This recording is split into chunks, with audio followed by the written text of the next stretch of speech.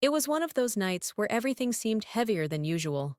My phone buzzed, and I already knew what the notification was. Another picture of him smiling, living his life as if nothing had changed. Meanwhile, my world had crumbled. It was over. No explanations, no closure. Just a hollow void where my heart used to be. The first few weeks after the breakup were unbearable.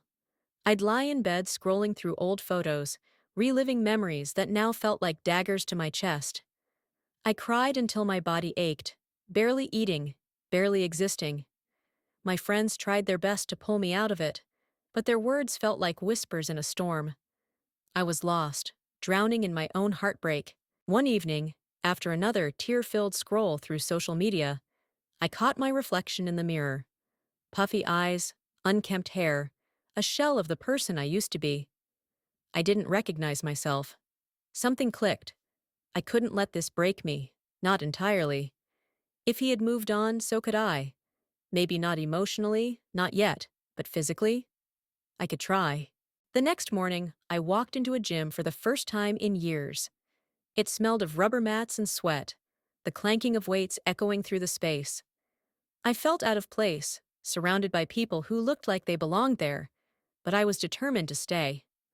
I signed up, took a deep breath, and stepped onto a treadmill. At first, it was just walking, slow, steady steps. My legs felt like lead, and my mind kept drifting back to him. But I pushed through.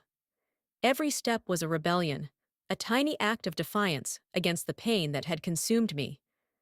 Day by day, I added a little more. A faster pace, a light jog, a few minutes longer. Then came the weights. I'll be honest, I had no idea what I was doing. I'd watch videos and mimic the movements, fumbling with dumbbells that felt too heavy at first. But each rep, each set, was a small victory. I'd think of him, of all the ways he'd made me feel small and insignificant, and I'd channel it into the lift. It wasn't about revenge or proving anything to him. It was about proving something to myself. Weeks turned into months. The physical changes came slowly at first, but they came. My body grew stronger, leaner. But more importantly, so did my mind. The gym turned into my refuge, a place where I could shed the weight of my emotions and build something new. I started to look forward to the soreness in my muscles, the satisfaction of pushing myself past my limits. I began to notice other changes too. I was sleeping better, eating better. My reflection in the mirror no longer looked like a stranger.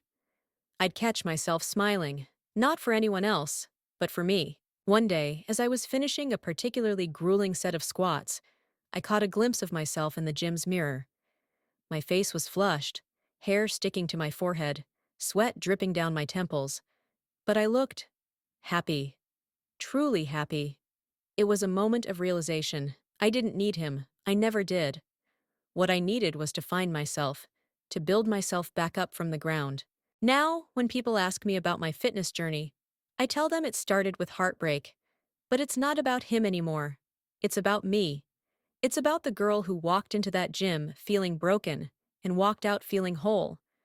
It's about every step, every lift, every moment where I chose myself over the pain. They say breakups change you, and they're right. Mine didn't just change me, it transformed me. It taught me that strength isn't just about muscles or endurance, it's about resilience, about finding the courage to keep going even when it feels impossible. And now, as I look at the girl in the mirror, I see someone I'm proud of. Not because I'm over him, but because I found me.